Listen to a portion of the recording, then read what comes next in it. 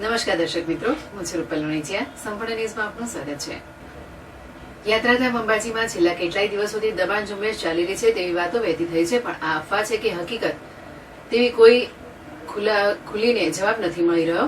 પણ વેપારીઓ દબાણની બાબતે લઈને ભારે અસમંજસતા અનુભવી રહ્યા છે. જોકે હાલ તબક્કે અંબાજી મંદિરમાં ચાચા ચોકમાં વિસ્તૃતિકરણને લઈને 75 મીટરમાં ચાચા ચોકનો ઘેરાવો થવાનો હોવાથી વેપારીઓમાં હાલ તબક્કે કોઈ દુકાનોની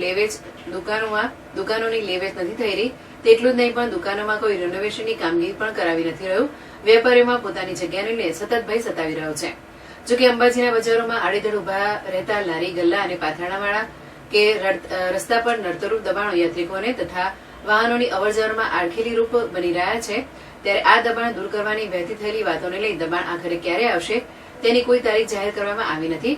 પણ કેટલાક સૂત્રો દ્વારા જાણવા મળતી માહિતી મુજબ ગામના અડચણરૂપ દબાણોની કામગીરી હાથ ધરાશે, જેમાં વેપારીઓને પોતાના માલસામાન પોતાનો માલિકી હદ કહી શકાય તેમ દુકાનના અંદર શટરની અંદર પોતાનો માલસામાન રાખવાનો રહેશે. દુકાનની બહાર થયેલા તમામ દબાણો દૂર કરવામાં આવશે. એટલું જ નહીં, અંબાજી ગ્રામ પંચાયતના સ્નાનાગાર તરફના કોમ્પ્લેક્સમાં મોટા દબાણો થયા હોવાથી ભારે ચર્ચાઓ ચાલી રહી છે. તેટલું જ નહીં, આ શોપિંગમાં નીચે દુકાનો આગળ ચાલવા માટેની બનાવેલી ગેલેરી પણ હવે ગેલેરી રહી નથી.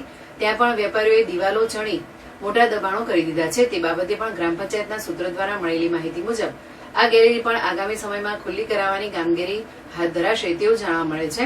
પંચાયતના સ્નાનાગાર કોમ્પ્લેક્સમાં નીચેની ગેલેરી ખુલ્લી કરાવવાની કામગીરી હાથ ધરાશે.